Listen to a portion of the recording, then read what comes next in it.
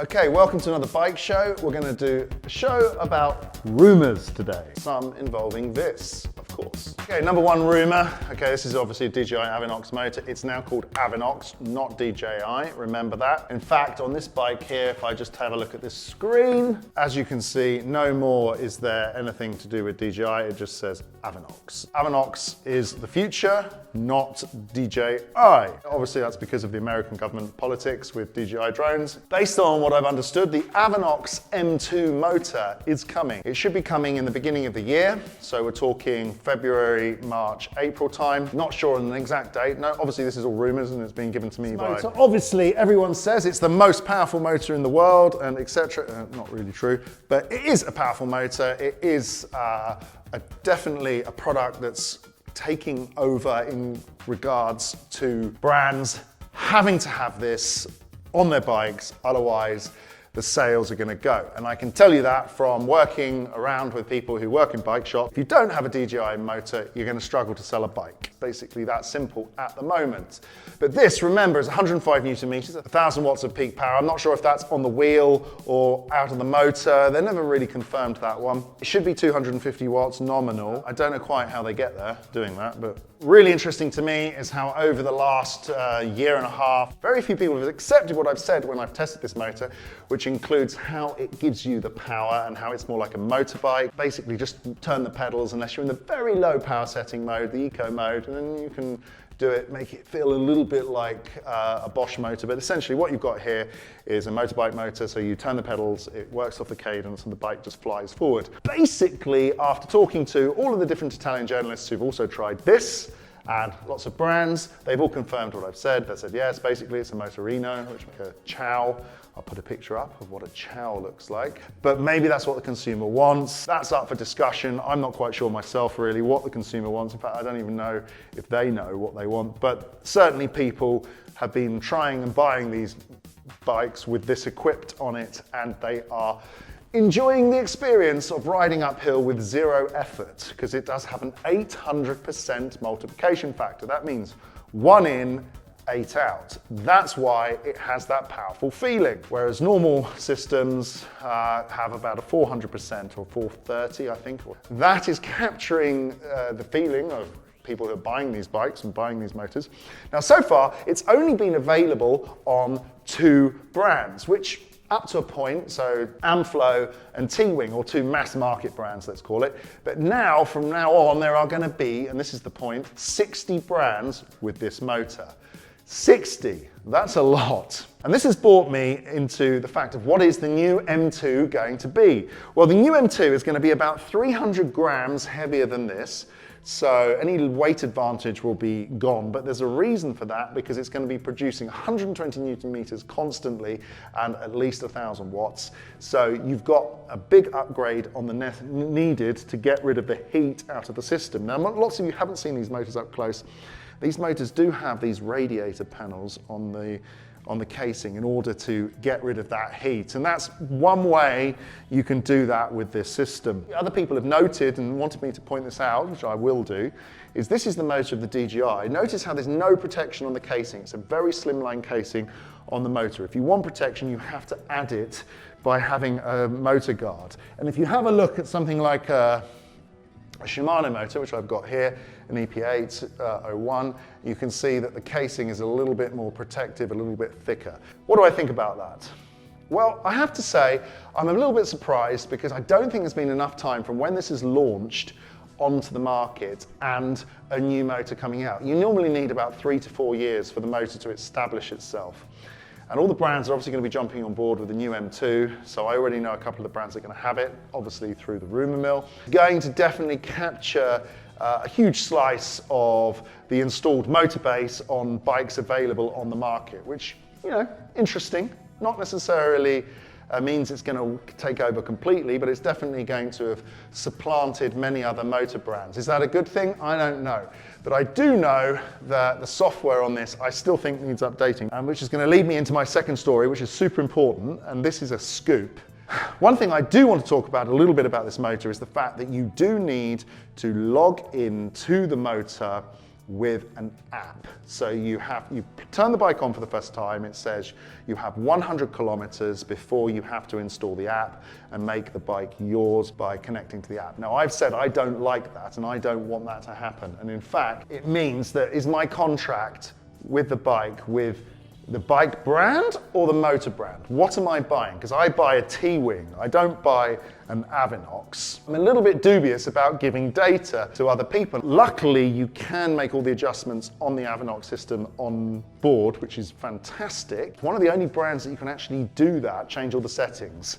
And also you can do that with Specialized. The other brands I think need to dump the apps, and we need more data security and we need more control over our systems and our digital lives, because we cannot have our data in the hands of people we don't know. And the next story, which is coming up now, is a massive example of that. So I don't know if any of you know the magazine MBR, which is Mountain Bike Rider, one of the top UK magazines. I know some of the staff who've worked there, and yeah, you know, they do great content, really good quality. That magazine is no more, it is shut down. No one told me this information, no one from the staff, no one from anywhere connected to the company. I got this from a technology leak from the internet. And why? We cannot have our data in the hands of people or companies. Easy to be hacked. I was browsing on my phone on a story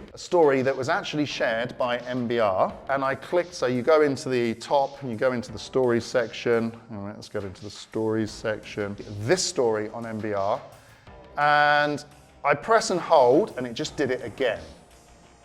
I press and hold on the story, and nope, it doesn't do it now, but it just did it.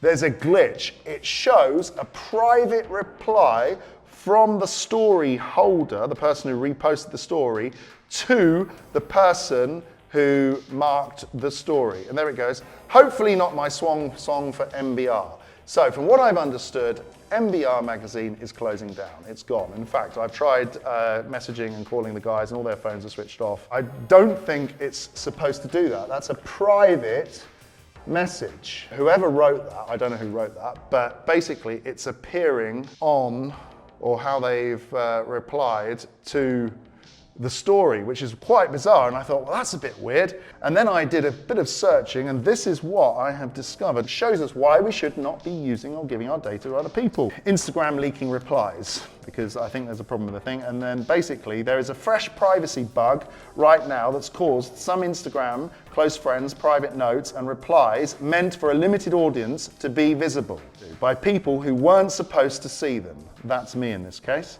Multiple outlets and user reports surfaced in the last few days. Different users have been reporting that content was visible to people outside friends lists, and this appears to be a platform glitch, not user error. So I didn't get this information from anything. Oh, this is actually how Instagram is basically not working properly, and I can read people's private replies. Instagram public docs confirm replies, and some story comment behaviors differ depending on profile privacy and feature settings. So a bug here can change who sees the replies. People who use close friends, notes, or the new public story comment features, both public and private account users have reported problems, but the main reports are now about close friends, notes being exposed. So that note has been exposed. They're not supposed to do it, because I did ask somebody else and they said, no, there's an embargo on this news. So basically the news is MBR is closed down. I don't know anything more than I'm saying now, or I'm imagining, but it has gone to pause mode or stop mode or whatever. I don't know, but officially that has closed down. And that was exposed by a glitch inside Instagram. If I can find out data that a big business is shutting and stopping from a glitch on Instagram, why the heck would I give my data to a company who is my data secure? I don't know. One of the things I'm really not happy about when it comes to the Avinox motor, and that is this factor. I don't want to have to use an app to turn on this bike. So that's the news on that, and I really hope the guys are doing well, and they obviously, because obviously they've all been working at the magazine for a long time, so I'm pretty sad actually to see that happening. So recently I was just up at MTB Talks in Andalo, which was a fantastic experience, getting to build some trails and see how trails are built. So I actually got to ride a digger. Now, I will have to say that I did not really imagine how much fun riding a digger could be. And the guy who actually drives the digger, was telling me he has probably more fun on the digger than he does building trails and actually riding the trails. But one of the key things I thought about at MTB Talks, and I think I really wanted to highlight this, is the amount of work that goes into building the trails that we ride. And I don't think it gets enough recognition because there's a lot of expense, a lot of, let's call it, effort and time and investment from every part of the whole industry in trying to get trails which we can ride. Now, obviously it depends on the terrain, and I just wanted to say really in public that we should really make sure that we do support our trail builders and do support those people who create those places where we can go and ride. So the new trail in Andalo, fantastic, brand new, 5.5 kilometers, dropped 600 meters down. Really interesting, lots of big jumps. It's basically a red stroke, hard blue line. I'd say lots of built features, really well made. This trail costs 60 euros per meter to build in one direction, and they're building it at a rate of about 1 kilometer a month.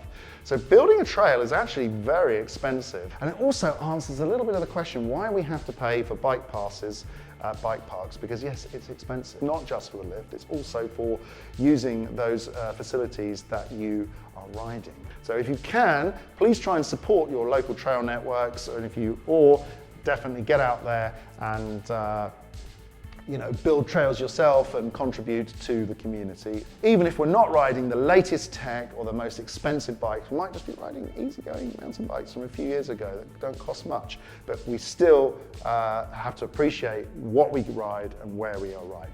Don't forget to like and subscribe, and we'll see you on the next video. Thanks everybody, bye.